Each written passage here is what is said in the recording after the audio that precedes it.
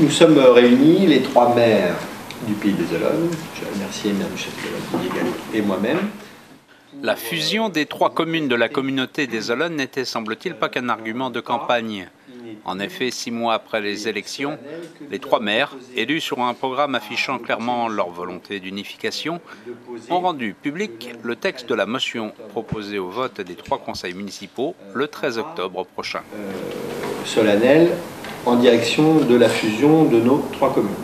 Au mois de mars, dans les communes de d'Olonne-sur-Mer, des Sables-d'Olonne et du Château-d'Olonne, la population a choisi une majorité d'élus favorables à une commune unique.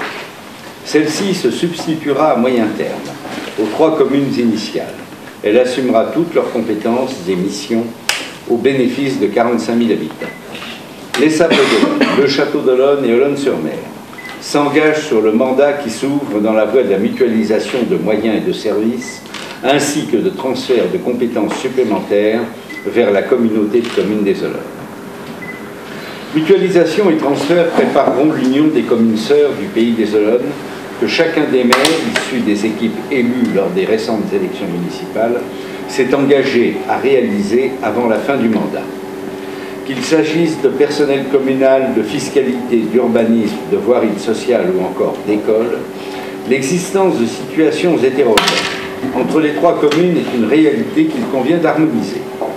Les équipes municipales s'y consacrent déjà et y consacreront toute leur attention encore et toute l'énergie pour aplanir ces écarts et divergences afin de trouver un équilibre respectueux du bien commun. Le travail collectif, entrepris par les 3 communes et la CCO pour mutualiser les moyens et les compétences, relève de ce processus d'harmonisation préalable. Au-delà, la fusion devra porter un projet ambitieux pour le développement de l'agglomération qu'il conviendra de dessiner ensemble. Au Château-d'Olonne, les engagements pris en matière de consultation de la population seront respectés. Partageant cette même ambition pour l'avenir, les conseils municipaux du Château-d'Olonne, des Sables-d'Olonne et d'Olonne-sur-Mer sont invités à approuver la présente motion qui gravera solennellement la volonté inédite des assemblées municipales de marcher conjointement vers l'union des communes sœurs des Olonnes. L'union des 3 villes sœurs des Olonnes, que nous engageons aujourd'hui et que nous voulons réaliser avant 2020, est une réponse responsable aux défis de notre temps. Face aux bouleversements que vont connaître les collectivités territoriales, nous décidons de ne pas subir et de prendre notre avenir en main. Vous avez une baisse sans précédent des dotations de l'État qui s'annonce, vous avez des charges nouvelles qui s'ajoutent, vous avez une baisse des recettes fiscales qui est due à la crise économique profonde que nous traversons, et en même temps, nous avons la chance de vivre ensemble la croissance démographique, c'est-à-dire que nous sommes une agglomération en croissance. Et donc ces différents facteurs nous obligent à repenser notre organisation territoriale et à repenser le service que nous pouvons rendre aux habitants et au développement de notre territoire. Alors on le fait, comme le dit la délibération très bien, de plusieurs manières. On le fait en mutualisant nos moyens entre les 3 communes avant la fusion. Ça, c'est déjà engagé. C'est engagé. On mutualise nos moyens, nos services, en gardant les mêmes patrons et les mêmes chefs. Ils apprennent à travailler ensemble pour générer des économies d'échelle et une meilleure coordination de nos services. Un travail préparatoire. On a aussi, vous l'avez remarqué, engagé un certain nombre de transferts de compétences qui préparent, c'est ce que dit la délibération aussi, qui prépare la fusion des communes. Alors c'est au 1er janvier 2015 l'aménagement numérique, c'est-à-dire le déploiement de la fibre pour tous les foyers. C'est le transfert d'une compétence qui est moins glamour, moins sexy, mais qui est néanmoins très utile pour notre agglomération et pour notre environnement, c'est l'assainissement, le 1er janvier 2015.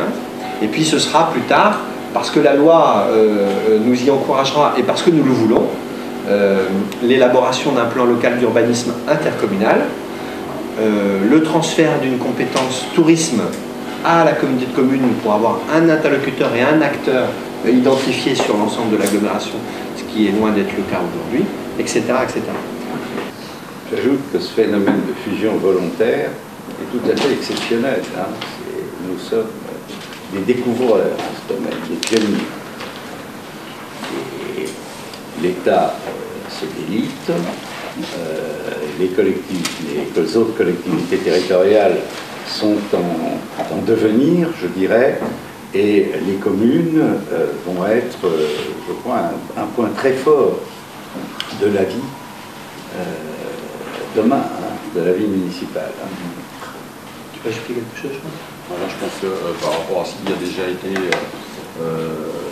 précisé sur le sujet, ce que je retiendrai moi de très important en réalité aujourd'hui, c'est que les engagements avaient été pris par les différents candidats, ça, pas de surprise sur le sujet, mais au-delà de cet engagement, aujourd'hui, les maires des 3 communes ont vraiment décidé de travailler à l'élaboration du projet.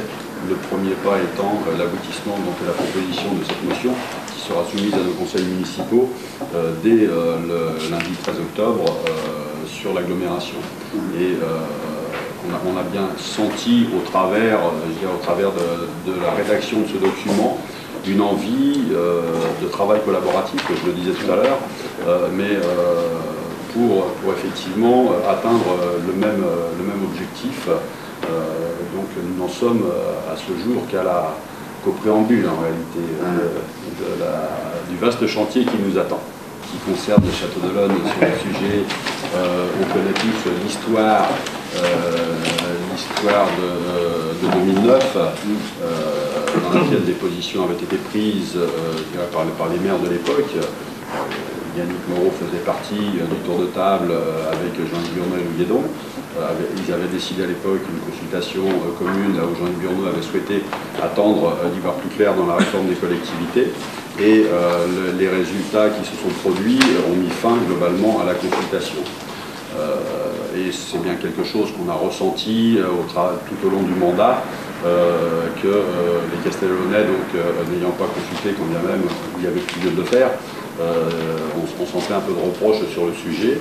Et pendant la campagne, c'est un engagement que nous avons pris, nous, à l'égard de nos électeurs, de tendre, d'aller vers la fusion, bien évidemment, mais que l'étape de la consultation était pour nous quelque chose d'important, puisqu'elle n'avait pas eu lieu, cette consultation, dans le mandat passé. J'ai été élu sur un programme fusionniste. C'était l'article 1 de mon programme. La liste d'opposition de droite également a fait campagne, avec un petit retard, sur la fusion.